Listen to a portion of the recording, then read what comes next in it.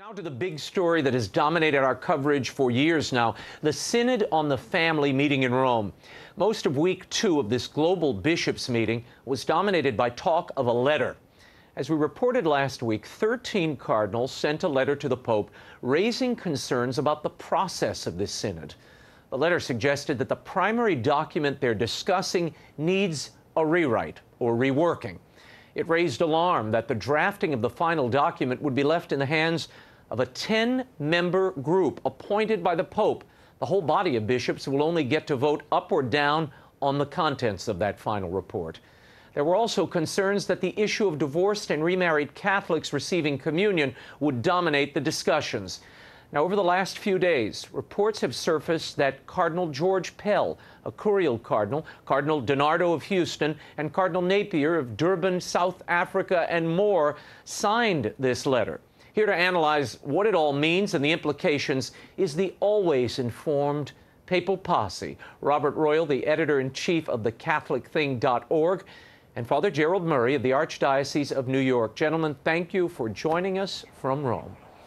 How widespread is the discontent with the process and the new rules of this synod? I mean, 13 men supposedly signed this letter to the Pope, but I'm told it's representative of many more. True? Well, it's hard to say, Raymond, because as you would know quite well, we're on the outside, and the information flow from the inside to the outside is very carefully managed. But I dare say hardly anyone is happy with the process because hardly anyone knows what the process even is. There's been a great deal of lack of clarity. There seem to be on-the-fly decisions made. Up until the last few days, we were not even sure whether there would be voting on specific paragraphs in the document as opposed to the document in general, section by section. So it's not surprising that people are worried about the process, because at least if there were a clear process, you would know what to expect from one moment to the next. When people are deeply uncertain, of course, they're deeply unhappy as well. Yeah, I can add, Raymond, also that, for instance, the Archbishop of Brisbane, Australia, Archbishop Coleridge, gave an interview to the National Catholic Reporter in which he also criticized the process. And one aspect, he said, is there's so many things to cover, they're not sure if they're going to be able to finish it. And, you know, for a process that's been prepared for over a year, that really is a very serious criticism. And as Robert said, this idea of decisions being made on the fly, people being informed as things go on, not the best way to handle the important topics that are being discussed here. In a radio interview, Cardinal Timothy Dolan of New York had this to say when asked whether he signed the controversial letter sent to Pope Francis. I want you both to hear it. All I know is when I got here, there were a number of bishops, one of whom was Cardinal George Pell. And George said, you know what? Why don't we get together, and we love the Holy Father, we trust him. He's urged us to be as honest with him as possible. Why don't we write him that we're worried? And some of us, myself included, said, boy, that sounds good to me. If you have a letter to the Pope, count me in. And sure enough, I signed it. Now, was the release of this letter an effort to publicly injure the cardinals critical of the process? What's your thinking on this? Robert Royal. Well, to tell you the truth, I had been hearing rumors, and in fact, Andrea Tornielli in La Stampa published an article at the beginning of last week saying that 13 of the cardinals had made a kind of a representation to the Holy Father, so that the fact of the letter is something new, but that there had been some kind of representation made to the Pope about worries, that's actually an old story. Now, whether this is an attempt to discredit them or not, I don't know. Actually, I think it may be an attempt to kind of divert attention from the substance of what they put in the letter, which appears to be basically three things. The first being the lack of clarity in the procedures. The second being content, that some of the content is still worrisome. And the third is that it's difficult to say overall what the composition of the group drafting the final document is going to do, because we still have the very controversial Archbishop Bruno Forte, who everyone knows was the author of the very controversial passages in last year's midterm report, and then Cardinal Baldisseri, who was part of this Gang of 10. So those three things, I think, are, even if they had not been put in a private letter to the Holy Father, they're not that controversial. They're legitimate concerns. And there seems to be a kind of a misdirection going on here, as if the fact that people wrote a letter is what's really important and not what they had to say. Right. Yeah, well, there seems to be an effort to quell any questioning of the process. I want to share this tweet with you and the audience. This was sent out by Father Antonio Spadaro. Now, he is a Jesuit very close to the Pope. He was invited to this synod by the Holy Father. He wrote, and we'll put the cartoon he tweeted out with it. He wrote, "Those who want a rigid and mummified Synod 15 are attacking its method and communication. It means the Synod works," end quote. The question is, works for whom? Is this appropriate, Father Gerald Murray? I think this is beneath the dignity of Father Spadaro to be using cartoons and referring to people who raise questions about the procedure of the Synod to be, in effect, mummifying the Synod and trying to wrap it up with bans. Let's face the facts. This meeting was meant to have the kind of gospel frankness that Pope Francis spoke about last year. That allows people to express themselves in ways that others disagree with. But, you know, that's part of what it means to be a church in discussion about the family and important issues around it. So Father Spadaro's comments are regrettable. We have to remind ourselves Father Spadaro is on the writing committee, and that raises a concern because he's expressing hostility to some members of the Synod for whom he's going to be sort of the rapporteur. He's going to take their suggestions and put them together. I think he did something that really damages himself and not any of the people he intended to criticize. Each day at this meeting of 270 bishops, there is a language reporter who comes forward and reports what each of these small language groups decide. It sort of synopsizes their conversations. Here's a clip from the Vatican press conference on Monday. Father Thomas Rosica, the Vatican's English reporter, highlighting a concern expressed by a bishop during one of the synod sessions. Listen. He said, "We have before us a great field of pastoral possibilities, a great scope of pastoral creativity, and we can no longer speak of the ways we've been speaking about things. The old way was truth in public, mercy in private. That no longer holds. Also the same expression, condemn the sin and not the sinner, that no longer holds." Robert Royal, we seem to be hearing this theme a lot. What does it mean to you? Is this an effort to sort of empower local bishops' conferences and decentralize some of these pastoral decisions from Rome? Raymond, I wish I could tell you what it means, because it seems to me that it's another example of confusion within the hall, because let's take the simpler of these two points that he put out there. How does it that loving the sinner and hating the sin no longer works? I mean, what's going to change? Are we going to start loving the sin a little bit? I mean, we're certainly not going to start hating the sinner. One understands, I mean, I'm putting this in a somewhat humorous way, but one understands that people are trying to get beyond some of the positions that have kind of paralyzed the way the church can speak to the public. But we have, these distinctions exist for a reason. They exist in this particular case because we are all sinners and we are all loved by God, and so we all have to try to love one another and work with one another.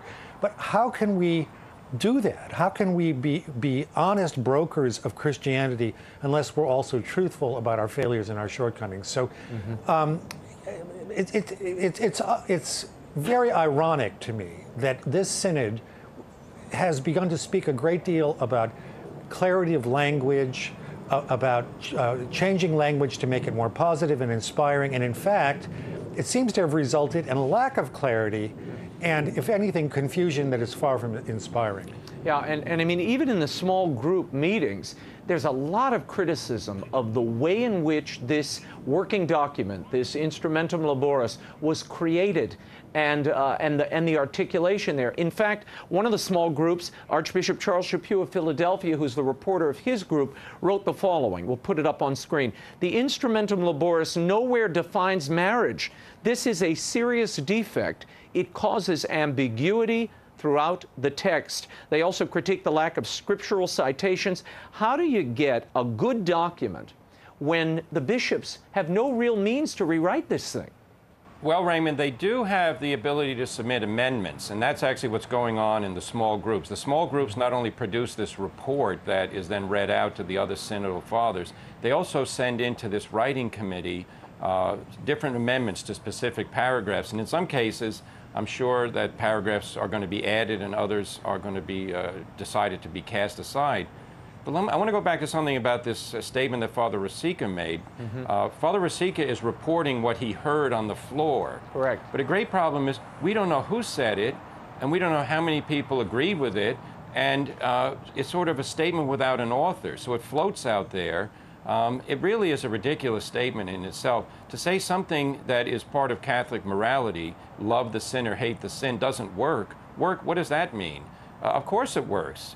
Loving the sinner is what Jesus Christ did, calls us to repentance. So we'd have to know who said it, why did they say it, and then maybe part of it is, could they explain it? If there were summaries of each individual intervention, then reporters could go to that person and say, well, you said this, did you really mean it? He might say, I misstepped, I misspoke, I didn't mean to say it. Or he might say, no, what it means is something else. This is really an information control problem that I think the press office and the Synod Management Committee have made a big mistake. Statements without authors really aren't useful for furthering the discussion. No, and as we said last week, you know, you have so much of the press corps actually just covering these press conferences, and we don't know who's speaking. Also, there's the question of who decides who the spokesman will be each day. There are 1 or 2 cardinals chosen to address the press each day. Who's making these decisions? Well, the other day, Father Lombardi, who is the principal press spokesman for the Vatican Press Office, said that it's kind of a consultative process. What he does is he will propose some people to participate. Sometimes the committee that is running the entire synod will give him some suggestions, and they'll kind of go back and forth with one another about who ought to appear. By and large, I think that those daily panels have been pretty good. It's not the case, by the way, that every day there are 5 languages that are reported. That's done on the days when there are those small language groups where you need to have the relations. But occasionally, you know, you'll have married couples. You'll have people who are working in marriage encounter kind of groups from Africa and Asia and different places. So I think it's pretty much been an interesting mix. But you're right that in terms of the process, no one seems to be sure exactly how this moves forward. And I've got to say again that the nervousness created by the lack of clarity about the process may be the worst thing of all, because if you don't know what the procedures are, you don't know what to expect. And when people are uncertain about where things are going, you know, what votes they're going to have, how they're going to have input, it can make them testy, even angry. At the Vatican press conference on Wednesday, Cardinal Vincent Nichols of Westminster had this to say when asked by Edward Penton if he would like to see the Holy Father publish a final document to bring clarity to the Church's doctrine regarding marriage and the family. Here's what he said. My instinct is that he has established the Jubilee Year of Mercy precisely to create the context into which his reflections or his definitive statements about the theme of this synod can be received. Now, from that comment, it would seem that some sort of major papal announcement is in the offing, and that the Year of Mercy was a preordained backdrop to set it off. Is that a fair reading? It may be, Raymond, because, of course, the Year of Mercy was announced by the Pope, and it's going to be accompanied by pilgrimages and all kinds of efforts to get people to return to the sacrament of penance and to seek God's mercy. But part of the issue here is the final report that the Synod is going to vote on and then present to the Pope. It's up to the Pope to whether that will be made public, and Father Lombardi has said that we will only learn that later. So the Synod Fathers are acting, of course, in good faith in view of producing a document. They're not quite sure whether the public's ever going to see that document, and I don't think that's fair to them. I think the Synod is meant to be a consultative body to the Pope. Now, they don't have any doctrinal authority on their own to do things, But they can, and I expect they will, present him suggestions for furthering the apostolate and the mission of the Church. And I think, I hope the Pope, and my guess is he will, that he will make public that document. Whether he will then produce his own apostolic exhortation, I think the Archbishop, I think, is probably right. That'll come. But I don't think we should fear that. I think that'll be something good because it will reflect precisely what this synod's all about, an attempt to promote the good of the family. In our final minute, though, this sort of drives to the very heart of where what I've been seeing for the last couple of weeks here. There seems to be a feast prepared, and now the Church is in search of a recipe book to justify it. It has the feeling that something preordained, predetermined is already in the offing. So the question is, do these bishops have a clear idea of where they're headed? They don't know who they're writing for or speaking to. Are they talking to the Pope? Are they talking to the people of God? There seems to be this continuing confusion surrounding this synod. Raymond, I think that's shaken out a little bit. I think generally you're right, and there still is some question about how do you speak in public. But I think the bishops have pretty much recognized that what they're preparing is a document that is going to be an advisory document to the Holy Father. And when Archbishop Nichols said the other day that he himself hopes that the Holy Father writes an apostolic exhortation, he said that a lot of the other bishops in the aula, in the actual synod room, think the same thing. And it may very well be that we'll see, and we're starting the hard week now, and now we're going to get to the third part of the document, which has got, those practical pastoral decisions that need to be made. I think that what we're going to see is that there's going to be some division. I think that there are clear majorities stopping some of the worst things like communion for the divorced and remarried, and I don't think that the gay issue is even on the radar scope very much at this point. But that is going to mean that since those issues won't be changed and won't be resolved even in any kind of theological way in the document, that the Holy Father is going to have to come along and add some order and also some clarity. Very good. Well, we will leave it there on order and clarity. Robert Royal, Father Gerald Murray, we will reconvene the Papal Posse next week on the world over. We thank you for being here. And to get your take on this, everybody can go to thecatholicthing.org. You can also follow me on Twitter at Raymond Arroyo.